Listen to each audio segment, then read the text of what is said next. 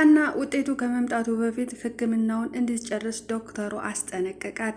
ያም እንግዲህ ዶክተሩ የሚያውቀው ብዙ ጉድ ነገር እንዳለ ነው የሚያስታውየው። ምክንያቱም ዶክተሩ የሚሰራው ከወይዘሮ ባዩሽ ጋር እንደሆነ ያስመስልበታል።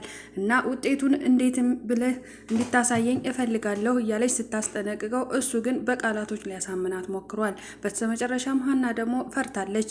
ምክንያቱም እሱ ጋር ያለው እውነታ ብዙ እንደሆነ ነው የገባት። ነገሮች ዝብርርቅ ብለዋል። ወይዘሮ ባዩሽ የተናገረችውንም ነገር ትንሽ ያወዛግባታል። እነዚህ ሰዎች ምን እያደረጉ እንደሆነ ከጀርባዋ ልታውቅ ባለማወቋ ትንሽ ተወዛግባለች። ሰላም ጤና ይስጥልኝ ውድና የተከበራችሁ የቻናል ተከታታዮች እንኳን ደህና መጣችሁ። ላይክ፣ ሼር፣ ሰብስክራይብ ስለምታደርጉኝ ከልብ አመሰግናለሁ። መልካም ቆይታ። አሁን ላይ ሀና ሁሉ ነገር የሚያስፈራና የሚያጨናንቅ ሆኖባታል። ያም የሆነው እንግዲህ ወይዘሮ ሜላት የሕክምናውን ሂሳብ ካወቀች በኋላ ጀምሮ ጭንቀቷ ጨምሯል። ምክንያቱም ዶክተሩ የሆነ ያዛባው ሕክምና አለ። ውጤቱን እንዴት እንደሆነ ልታውቀው አልቻለችም። የሕክምናውን ወጪ እያንዳንዱ ሂሳብ ጠይቀው ነበር፣ ግን ዶክተሩ በምላሹ የነገራት ነገር ትንሽ ያስፈራል። ሌላው እንግዲህ ቁርስ ሰርታ ለአባቷ ሰጥታ እስከምትመጣ ድረስ ወደ ወይዘሮ ሜላት ቤት መሄዷን ትንሽ አዘግይተው ነበረ። በዛን ሰዓት ወይዘሮ ሜላት እያቀሳሰረች ነበረ። ልጅቷም ወይዘሮ ሜላት በጣም ተናዳ ነበር። እርግብ ቁርስ ሰርታ አሁን ነገሩን ልታወሳስበውና ሀና ላይ ያለውን ትኩረት ለመውሰድ እየሞከረች ነው። ቁርስ ሰርታ እሷ እንድታበላት ነገረቻት። ከዛም በኋላ እንግዲህ ወይዘሮ ሜላት እኔ ሰራተኛ የቀጠርኩት እናንተ ልጆቼ ኪችን ውስጥ እንዳትገቡ ነው ስትል ነበር። እሷም ምን ችግር አለው አንዳንድ ጊዜ ለእናቴ ቁርስ ሰርቼ የመስጠት ግዴታ አለብኝ ነበር ያለቻት። እንዳለችውም እሷ ለእናቷ አስባ ሳይሆን ሀናን ትኩረት ውስጥ ለማስገባት እንደሆነ ግልጽ ነው። የሀና ጭንቀት አሁን ላይ በጣም ከባድ ነው። ወይዘሮ ሜላትም ሀና ላይ ያላት ጥላቻ በጣም ከብዷል። ምክንያቱም በእያንዳንዷ ደቂቃና በእያንዳንዷ ሴኮንድ ትኩረቷ ሀና ላይ ብቻ ነው። አሁን ደግሞ ውጤቱ የመምጫው ሰዓት ደርሷል። በሚቀጥለው ሳምንት ውጤቱን የምናየው ይሆናል። እናም እርግብም ድራማዋን ቀጥላለች። ወይዘሮ ባዩሽም እንግዲህ እንደ መታ ከአያቷ ጋር እያወራች ነበር። አያቷንም ለማናደር ትንሽ ሞክራለች። ወይዘሮ እርግብም እዚህ ቤት የሚመጣው የሚሄደውን ሰው ጸባይ መልመድ ከብዶኛል ስትል ለወይዘሮ ባዩሽ ነግራት ነበር። ወይዘሮ ባዩሽም በምላሹ አንቺ ምን አገባሽ? ያንቺ ስራ ልጅ ነሽ እንደ ልጅ እማዬ አባዬ እያልሽ አርፍረሽ መቀመጥ እንጂ የሚመጣ የሚሄደው ሰው አንቺ ጋር ምን ያገናኘዋል? ደግሞ የመጡት ሰዎች እቺ አሮጊትና መስፍን ናቸው። ከነሱ ጋር ደግሞ ተስማምተሽና ተግባብተሽ መኖር እንጂ ምንድን ነው የምታበጨብጨው? ብላ ነግራታለች። እኔ ውጤቱ መጥቶ እስከምንዋረድ ድረስ ፈርቻለሁ እያለች ነበር። የምን አባሽ መዋረድ ነው? የሚዋረድ ያዋርድሽና እያለች በስድብ ነበር የጀመረቻት።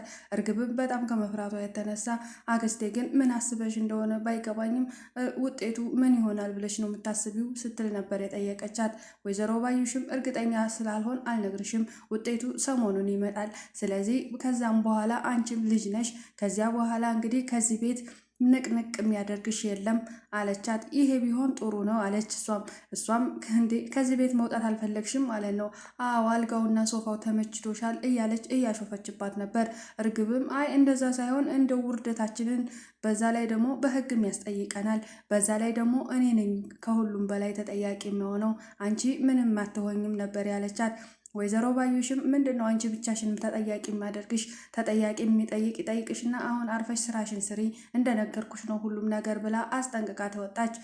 ወይዘሮ ሜላት እንግዲህ ሀና ወደ ስራ በገባችበት ሰዓት አሁን ነው ወይ የምትመጪው በሚል ንዴቷን አብርዳባታለች። ቁጭ በይ እንነጋገር ብላ ካስቀመጠቻት በኋላ የሚበቃትን ሁሉ ተናግራለች። እና አንቺ ልጅ ምን ነው በከልክ ጥጋብሽን በልክ ብታደርጊው እያለች ነበር የወረደችባት። ሜላትም እንግዲህ ያስከፋትና ያናደዳት ነገር ሌላ ቢሆንም አሁን ላይ ሀና የሚያናድድ ስራ እንዳልሰራች ግልጽ ነው። ሀናም ወይዘሮ ሜላትን አይ እትዬ በጣም ይቅርታ ለአባቴ ሕክምና ላይ እንዳለ ታውቂ የለ አሁን ብዙ ነገር ካደረግሽልኝ ብዙ የጽድቅ ስራ ካደረግሽ በኋላ ክፉ ቃላቶችን ባትጠቀሚ ጥሩ ነው ብላ ብትነግራትም ግን አንቺ ክፉ ነሽ እያልሽኝ ነው? የአንቺ እኮ ክፋት ከኔ ይበልጣል፣ ከአንቺ መሰሪነት የኔ ክፋት ይሻላል እያለች ነበር ነገሩን በነገር እያወሳሰበች የነገረቻት። ሀናም ከመደንገጧ የተነሳ ወይዘሮ ሜላትን ብዙን ልትነግራት ልታስረዳት ብትሞክርም ግን ልትሰማት ፈቃደኛ አይደለችም። በመሀል ባዩሽ መጣችና ምንድን ነው ነገሩ? ምን ሆነች ነው የምትጮሂው ሜላት ብላ ጠየቀቻት። አታይልኝም እንደ የመጣችበትን ሰዓት ወይዘሮ ሀና እንደዚህ እያደረገች እያበሳጨች ነው። ይሄ ውጤት ይምጣና ከዚህ ቤት መንቅዬ እስከማዋጣት ድረስ ቸኩያለሁ ብላ ነገረቻት። ወይዘሮ ባዩሽም እንግዲህ ጥሩ ሰው ለመምሰልና ነገሩን ላለማካረር እየሞከረች ነበረ። እንዴ አባቷ ሕክምና ላይ እንዳሉ ታውቂያለሽ። በዚህ ሰዓት ከችግሩ አንጻር እኮ ልትረጃት ይገባል። አባትን ያህል ሆስፒታል ትቶ መምጣት በጣም ከባድ ነው ሜላት። እንዴት ነው ይሄን ማሰብ የከበደሽ ስትላት ሜላት በጣም ተናደደች። አንቺንም መረዘችሽ ወይ ነበር ያለችው። እንዴት ነው አንቺ ደግሞ ለእሷ ወግነሽ እንደዚህ የምትይኝ? ለምንድን ነው ሁላችሁም አይናቸው የታወረው? እያለች መቆጣቷን ቀጥላለች። ሜላት አንዴ ስሚኝማ፣ ምንም ቢሆን ይች ልጅ አባቷ ሕክምና ላይ ነው ያለው። ከችግሩ አንጻርና ገንዘብ ስለሚያስፈልጋት እዚህ ቤት ስራዋን መናቋ ሳይሆን እዚህ ቤት አክብራ መምጣቷ ነው እንጂ ምናልባት አርፍዳ ሊሆን ይችላል፣ ግን አልቀረችም። በዛ ላይ ደግሞ ችግሯ ያው አባቷ እንደሆኑ ተናገረች። ለምንድን ነው ታዲያ ልትረጃት ያልፈለግሽው? ብላ ነገሩን ልታረጋጋው ሞክራ ነበር። ግን ወይዘሮ ሜላት ምንም ነገር ያረካት የለም። ሀና ላይ ጣቷን ከመቀሰር ውጭ ሌላ ነገር ማሰብ ትታለች። ምናልባት አንድ ቀን ይገባት ይሆናል። ያም ልጇ መሆኗን ስታውቅና የሀና ትዕግስት፣ የሀና የሰውን አክብሮት፣ ሀና የስነ ምግባሯ ሁልጊዜ በአይኗ ላይ ይመጣባታል። ምክንያቱም ሀሴት አንድ ቀን እውነታው ወጥቶ ሀሴት ልጇ እንዳልሆነች እርግብ ልጇ እንዳልሆነች ማወቋ መቼም አይቀርም። እውነት ትመነምናለች እንጂ አትቀበጠስም እያለን እንግዲህ ነገሩ በዚህ ቀጥሎ ነበር። ግን ያንን ብላ ካረጋጋች በኋላ ሀናን ወደ ስራዋ እንድትገባ ነገረቻት ወይዘሮ ባዩሽ። ወይዘሮ ባዩሽም ራሷን ያሰበችው ነገር አለ። ሀና ጋር ተወዳጅ ለመሆን ሞክራለች። እዛ ጋር እንደዛ ብላ ወይዘሮ ሜላትን ካረጋጋች በኋላ ሀና ወደ ኩሽና ከገባች በኋላ ግን ዘወር ብላ ወይዘሮ ባዩሽ ወደ ሀና ሄዳ ነበር። አቤት ብላ ስትነግራት እሷም ለምንድን ነው ግን አንቺ ስራሽን እማታከብሪው? በእርግጥም አባትሽ ህመም ላይ ናቸው፣ ሆስፒታል ውስጥ እንዳለው አውቃለሁ። ግን ደግሞ በዚህም ወይዘሮ ሜላትን ባታናድጃት ይሻላል። በሰዓትሽ ስራሽን ሰርተሽ አባትሽን አሳክመሽ ከዚህ ሹልክ ብለሽ መጥፋት ነው ነበር ያለቻት። ምን ማለት ነው ሹልክ ብለሽ መጥፋት ማለት ስትል ጠይቃት ነበር። እርግጥም ወይዘሮ ባዩሽ ያሰበችው ልክ እንደ ሌባ ወይም ደግሞ እንደ አጭበርባሪ ሆና እንድጠፋላት ነው የፈለገችው ሀና ግን እኔ እትዬ ብዙ ነገር አድርገውልኛል፣ ብዙ ባለውለታዬ ናቸው። መሄድ ካለብኝ ፈቃዳቸውን ጠይቄ እንዲያሰናብቱኝ ጠይቃለሁ እንጂ ሹልክ ብዬ መውጣው ሌባና አጭበርባሪ ቦታዬን የማላቅ ሴት አይደለሁም ነበር ያለችው። ወይዘሮ ባዩሽም ይሄ ነገሯ አበሳጭቷታል። የሀና ትትናዋና ቁም ነገሯ በጣም ከልክ በላይ ስለሆነ እነሱ የሚያሴሩት ሴራ እንዳይታወቅባቸው ሲሉ ሀና የምትናገረው ትክክል ነገር ለነሱ በጣም መጥፎና አስቀያሚ ነው የሚመስላቸው። እናም ከዚህ በኋላ እኔ እንደሚመስለኝ ውጤቱ ሲመጣ ከመዋረድሽ በፊት አሁኑኑ አባትሽን በሰላም አሳክመሽ ከዚህ ቤት ብን ብለሽ ጥፊ ስትል ነበር የነገረቻት። ሀና አንቺ አታውቂያትም ሜላትን ከኔ በላይ የሚያውቃት የለም፣ የአመታት ጓደኛዬ ናት። ስለዚህ አንቺ መሞት ካልፈለግሽ እኔ የነገርኩሽን ማድረግ አለብሽ እያለች ለሀና ስትነግራት ነበር። ሀናም እትዬ ክፉ እያደረጉ እያሙልኝ ነው ወይስ ምን ለማለት ፈልገው ነው ብላ ጥያቄ ነበር የጠየቀችው። ወይዘሮ ባዩሽ ግን ከመናደዷ የተነሳ ምን አይነቷ ደደብነሽ ደንቆሮነሽ እያለች ስድቧን ቀጠለች። አንቺ የራስሽ ጉዳይ፣ እኔ ላንቺ ብዬ ስመክርሽና እውነታውን ስነግርሽ ሊገባሽ ካልቻለ ራስሽ የራስሽ ጉዳይ ነበር ያለች። ታዲያ እትዬ እኔ ብዙ ነገር ባለውለታዬ ናቸው፣ እንደነገርኩሽ ከዚህ ቤት መውጣት ካለብኝ ሰው እያየኝ እንጂ ሹልክ ብዬ ብን ብዬ የምጠፋበት አንዲትም ጥፋት የለብኝም፣ ሌባም አጭበርባሪም አይደለሁም ነበር ያለችው። ወይዘሮ ባዩሽ በዚህ በመናደዷ የራስሽ ጉዳይ ብላ ትታት ወጥታለች። ግን አሁን ላይ ደግሞ ሁሉም ቤተሰብ ከወይዘሮ ሜላት ውጭ ሁሉም ሀና ላይ ነው እህታቸው እንደሆነች መስፍንም ልጁ እንደሆነች አያቷም እንዲሁም ወይዘሮ አስቴር ልጃቸው የልጅ ልጃቸው እሷ እንደሆነች አምነው ተቀብለዋል። ምንድን ነው ታዲያ የወይዘሮ ሜላትን አይን ያወረው? ምክንያቱም አሁን ላይ ነገሮች በጣም ተወዛግበዋል። ወይዘሮ ሜላትን አሁን ላይ ደግሞ ሌላ ያስጨነቃትና ሌላ ደግሞ የአጭበርባሪነት እንዲሰማት ያደረገው የሕክምናው ውጤት ነው። ዶክተሩ ከማን ጋር ነው እየሰራ ያለው? ያን ሁሉ ገንዘብ እንዴት ብሎ ሂሳብ ቢሰራ ነው? ሀና ደግሞ በሙያው ላይ ትንሽ ስላለች ሁሉንም ነገር ታውቃለች። አባቷ ያልተጠቀመውን መድኃኒትና የተጠቀመውን መድኃኒት ስለምታውቅ ልትነግራቸው ሞክራ ነበር። ዶክተሩም ሌላ ሴራ እያሴረባት ነው። ከዚህ በፊት ውጭልኝ ከቢሮዬ ብሎ ያባረራት ሕክምና ላይ እንደነበረች እና ሁሉንም ነገር እንደምታውቅ ሲያውቅ ደንግጦ ነበረ። ለዛም ነው ውጭልኝ ብሎ በስሜት ያባረራት። አሁን ላይ ደግሞ የአባቴን ሁሉንም ነገር የመድኃኒት ወጪም ሆነ የሕክምና ወጪ እያንዳንዱ እፈልጋለሁ መረጃ ብላ ጠይቀው ነበር። ዶክተሩ ግን በተንተባተበ አንደበት ምን ያደርግልሻል ሀና፣ በስተመጨረሻ ሌላ ነገር ባታመጪ ይሻላል ነበር ያላት።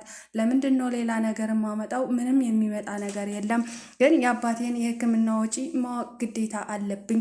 አባቴ እኮ ነው፣ እንዴት ነው ማወቅ የሌለብኝ? ይሄ ደግሞ ለእናንተም ቀላል ነው። የሕክምና ወጪ ለማሳወቅ ምን ያህልም እንደማይከብዳችሁ አውቃለሁ ነበር ያለችው። አንቺ ልጅ ግን ለምንድን ነው አንቺ በምትናገሪውና አንቺ በምታመጪው መዘዝ አባትሽን ልትጎጂው የምትሞክሪው ነበር ያላት። የምን መዘዝ ነው? ምንም አይነት አባቴን የሚጎዳ ነገር አላደረኩም። እኔ የጠየቁት የሕክምና ወጪ ነው። ምንድን ነው ነገሩ ዶክተር ነበር ያለችው። ዶክተሩም እንደ ግመል ሽንጥ ወደ ኋላ እየተመለሽ ሌላ ጉዳይ ርዕስ አትክፈቺ። ስለዚህ ከዚህ በኋላ የቀረሽ ትንሽ ቀን ነው። አባትሽን አሳክመሽ ቶሎ ከዚህ ሹልክ ብለሽ መውጣት ነው ያለብሽ አላት። እሱም ልክ እንደ ወይዘሮ ባዩሽ ነገሮች እንግዲህ የሚያምሩት ወደ ወይዘሮ ባዩሽ እጅ እንዳለበት ነው። እዛ ጋር ዶክተሩና ወይዘሮ ባዩሽ አንድ ናቸው የሚለው ነገር እዚህ ጋር ያስታውቃል። እና እሷም ግን በፈጣጣው አይ ይህን ነገር ማወቅ አለብኝ ብላ ገግማ ነበር። ሜላትን አታውቂያትም? ለአመታት ድርጅቷ ጋር በአብሬ ሰርቻለሁ። እንኳን ለእንዳንቺ አይነት ተራ ሴት ቀርቶስ ማንንም የማትፈራና ማንንም የማትሽቆጠቆጥ ሴት ናት። ስለዚህ ውጤቱ ከመምጣቱ በፊት አባትሽን አሳክመሽ ከዚህ ቤት ብትወጪ ይሻልሻል ነበር ያላት። እሷም ትንሽ ቆም ብላ አሰበች። የተቀመጥክበት ወንበርን አውቀኸዋል ግን ብላ ጠየቀችው። እሱም በንዴት ሀና ብሎ ጠራት። እሷም አሁን ሰው ልጅ መጥቶ አንተን ህይወቱን እንዲታድንለት ወይም ደግሞ እንዲታጠፍለት ያለው ወንበር ላይ ሆነ ለምንድን ነው በቃላት እያስፈራራኸኝ ያለው አለችው። የውጤቱን ነገር ደግሞ አንተ በምን አውቀህ ነው? ስለ ወይዘሮ ሜላት ልጅና አለመሆኔንና መሆኔን ምን አውቀህ ነው እንደዚህ ልትለኝ የቻልከው ብላ አሰብ አደረገች። በስተመጨረሻ ግን ነገሩ የገባት ይመስላል ሀና። ይሄ ነገር ሴራ እንዳለው ገብቷታል መስሎኛል። ከዛም እሷም እሺ በቃ እንዳልክ ብላ ትታው ነው የሄደችው። በእርግጥ የሀና ውስብስብ ነገር ያለ ነገር አለ። ቆም ብላ ብታስበው እያንዳንዱ ነገር ይገለጥላታል። በእርግጥም አሁን ላይ እሷ ላይ የሚሆነው ሴራ የማይገባት ቦታ ላይ ሆና ስላገኘችው ትንሽ ያወዛግባል፣ ጨንቋታል። ከምንም በላይ አሁን ላይ የምታማክረው አሲርን ነው። ለአሲርም በጣም ጨንቆኛል አሲር፣ እኔ ከምችለው በአቅሜ በላይ ሆኗል። ሁሉ ነገር ደክሞኛል። ትግል ማቆም አልቻልኩም። ከራሴ ጋር ጣላለሁ፣ ከሰዎች ጋር ጣላለሁ። ከዚህ በኋላ እንደውም እዛ ቤት መሄድ አልፈልግም። ድጋሜ ሌባማ መባልና መሰደብ ሰልችቶኛል እያለች ነበር። እሱም እንደዚህማ በአንድ ቃላት ተሰብረሽ ከዛ ቤት መቅረት የለብሽም። አንደኛ አባትሽ መታከም አለበት። ሕክምናው ትንሽ ነው የቀረው። ታክሞ እስከሚጨርስ ድረስ እዛ ቤት መቅረት የለብሽም። ከቀረሽ ደግሞ ሌባና አጭበርባሪ ናት ብለው ሁሉም ሰው ባንቺ ላይ ጣቱን ይቀስራል። ስለዚህ አንቺ ንጹሕ እንደሆንሽ ማሳወቅ የምችው እዛ ቤት እየሄድሽ ስራሽን እስከሰራሽ ድረስ ነው ብሎ አሲር አነጋግሯት ነበር። እሷም አዎ አሲር ልክ ነህ፣ ከዚህ በኋላ መሄዴን ካቆምኩኝ ሌባ ናት፣ አጭበርባሪ ናት፣ ውጤቱ ከመምጣቱ በፊት ውሸታም ስለሆነ ይጠፋች ይሉኛል ብላ እሷም በማግስቱ ወደ ስራዋ ነበር የሄደችው። አሁን ድጋሜ ጭንቀት፣ ሌላ ጭንቀት ሆኗል። ውጤቱ እንደመጣ ወይዘሮ ሜላት ነግራታለች። ምን ነው ደነገጥሽም ብላት ነበር። እኔ አልደነገጥኩም። እኔ ውሸታምና እንዳልሁኝ አጭበርባሪ ሴት አይደለሁም። ስለ ውጤቱ መምጣት አለመምጣት ምንም አይጨንቀኝም። እኔ የሚጨንቀኝ አሁን ነገሮች ውስብስብ ማለታቸው ነው የሚል ነበር የመለሰችው። እናም አሁን ላይ በጣም ጭንቀት ውስጥ ናት። አባባ ኖላዊም ተጨንቀዋል። ልጄ ምን ሆና ነው ዛሬ ትታኝ የሄደችው የሚል ወሬ አምጥተዋል። አሲርም እንዴ እኛ ሂጂ ብለናት አይደል እንዴ ለምንድን ነው የማያስጨንቀው ነገር የሚያስጨንቀውት ብሎ ጠይቆ ነበር። አይ ልጄ ሀና እኔ በፈለገ ነገር ብላት ትታኝ አትሄድም ነበር። የሆነ እኔ ፊት ላለመጨነቅ የፈለገችው ነገር አለ። በጣም ጨንቋታል። ምን እንዳስጨነቃት ግን አልገባኝም። አንተ የምታውቅ ከሆነ ንገረኝ ነበር ያለች። እሱም ምንም እንደማያውቅ ነገራቸው። በእርግጥ ሀና ጋር ደውለህ አገናኘኝ ብለው በደረቀ ሌሊት ስልክ እንዲደውል ጠየቁት። ጆሮም እሺ ደውላለሁ፣ ሽንት ቤት ደርሼ ልምጣ ነበር ያላቸው። እንዴ የምን ሽንት ቤት ነው? ደውልና አገናኘኝ ያልኩ አይደል እንዴ ብለው ተቆጥተው ነበር። እሱ ግን ነገሩም ቀድሞ ለእሷ ማሳወቅ ስላለባት ከእሷቸው ጋር ርቆ ደወለላት። ከደወለላት በኋላ እሷም ስንቅልፍ አልወሰዳትም ነበርና ስልኩን በቶሎ ነበር ያነሳችው። እስካሁን ለምን አልተኛሽም ሀና ብሎ ጠየቃት። መተኛት አልቻልኩም፣ በጣም ጨንቆኛል፣ ነገሮች ሁሉ ደክመውኛል፣ አሁን ላይ በጣም ደክሞኛል፣ ሰልችቶኛል የሚል የምሬት ቃላት ነበር እየተጠቀመች የለም። አሁን ላይ አሲር ደግሞ ድንገት ተነስቶ ከአባባ ኖላዊን የተማረውን ነገር ሁሉ ምክር ለሷ እየለገሳት ነበር። እኔ ተስፋዎቼ እናንተ ናችሁ። እስከዛሬ ምንም አይነት ተስፋ የለኝም ነበር። ተስፋ ምንም እንደሆነ አላውቅም ነበረ ሀና። አሁን ላይ ደግሞ ተስፋ መቁረጥ ካለብኝ በእናንተ ነው። ተስፋ ማድረግ ካለብኝም በእናንተ ነው። ሁሉንም ነገር አንድ ፈጣሪ ስለሚያውቀው አንቺ ምንም የሚያስጨንቅሽ ነገር የለም እያለ በፈጣሪ ስም አንዳንድ ቃላቶችን ተጠቅሞ ሀናን አጽናናት። እሷም ደስ አላት ሲያጽናናት። እናም አባቷን ማግኘት እንደምትፈልግና አባቴን ላናግረው ብላ ጠየቀችው። እሱም አባቷን ከማናገርሽ በፊት አንቺ ተረጋጊ በደንብ ሀና፣ ከዚህ በኋላ ስለ ጭንቀትሽም ይሁን አባትሽ ፊት ማስመሰል የለብሽም። ምንም የሚያስጨንቅ ነገር የለም። ሁሉንም ነገር የሚያውቀው አንድ ፈጣሪ ብቻ ነው። የአባባ ህይወት በወይዘሮ ሜላት እጅ ላይ እንዳልሆነ ማወቅ አለብሽ። እሷ የሰጠችሽ ገንዘብ እንጂ የአባትሽን ነፍስ አይደለም። ስለዚህ ሁሉም እግዚአብሔር ያውቀዋል ነበር ያላት። አሁን ላይ አሲር ከማንም ከምንም በላይ ጎበዝ ሆኗል። በሁሉም ነገር ተስፋ አለው። ልክ አባባ ኖላዊ ቀርጸው እንዳሳደጉት ነገር ነው። አሁን በእድሜ ከቆይታ በኋላም አባባ ኖላዊን አንዳንድ ነገር ተስፋ ሲቆርጡ እሱ ነው የሚያጽናናቸው። እና ሁሉም ሰው አሁን ላይ ተሰሚነት አግኝቷል። አሲር እንደ በፊቱ ውሻ መደረግ ቀርቷል። አሲር በጣም ጎበዝና አሁን ላይ መካሪ ሰው ሆኗል። ቁም ነገረኛም ሆኗል። ከሌብነት ህይወት ወጥቶ ከጎዳና ህይወት ወጥቶ አሁን ላይ በጉልበቱ የሚተማመንና ሰርቶ ለሌሎች አርአያ እንደሚሆን ነው የሚያሳያለው። ከሀና ጋር ጥሩ ግብቡነትና ጥሩ እህትና ወንድምነትም ቀጥለዋል። ያንን ሁሉ ፍቅር ረስቶ አሁን ላይ የሀና እህትነት ያሸነፈ ይመስላል። ቤተሰብም አድርጓቸዋል። ከነሱ ውጭ መተንፈስ እንደማይችል ነው የሚናገረው አሲር። እሳቸው ድነው ወደ ደሴ ሲመለሱ ምን ያህል እንዳስጨነቀው አሁን ላይ ግልጽ ነው። ምናልባት ደሴ መሄድ ባልችልሳ እነሱ ይናፍቁኛል የሚለው ነገር አሳስቦታል። ሀናን ካጽናናት በኋላ ጧት ላይ አባቷን አግኝታው ነበር። ዶክተሩም በድጋሚ አባባ ኖላዊ ጋር ሄዶ የሕክምናቸውን ጉዳይ ቼክ ካደረገ በኋላ ሀናን እንደሚፈልጋት ነበር የነገረችው። አሁን ላይ ሀና የለችም። ስትመጣ ነግራታለሁ። ችግር አለ እንደ ዶክተር ብለው ጠየቁ። እሱም ምንም ችግር እንደሌለ ነገሩት። ካንቱ ጋር ማን ያደረው ብሎ ሲጠይቅ አሲር እንደሆነ ነገሩት። አሲርም ዶክተሩ ላይ ትንሽ ጠቁረት አድርጓል። ምክንያቱም ዶክተሩ የሚሰራው ሴራ እንዳለ ግልጽ ስለሆነ አሁን ላይ ሁሉም ነገር ከባድ ቢሆንም ግን አንድ ቀን እውነታው ይወጣል። የሀና ልጅነት አሁን ላይ ዲኤንኤን ምርመራው ባያሳይም እንኳን ከሄደች ወይም ከራቀች በኋላ ወይዘሮ ሜላት እንደሚያውቁት ግልጽ ነው። ውድ ተመልካቾቼ አሁን ላይ ትንሽ ያወዛግባል። ምናልባት ውጤቱ የእርግብ ቢመጣ እንኳን አሁን ነው እንጂ ለወደፊቱ የእርግብ ልጅነት አይቀጥልም። ድራማው በዚህ ነው ያለቀው። ቀጣይ ክፍል እስከምንገናኝ ድረስ ቸር ሰንብቱ። ላይክ፣ ሼር፣ ሰብስክራይብ አሁንም አይረሳ። መልካም ጊዜ እንዲሆንላችሁ ከወዲሁ ተመኘውኝ። መልካም ቆይታ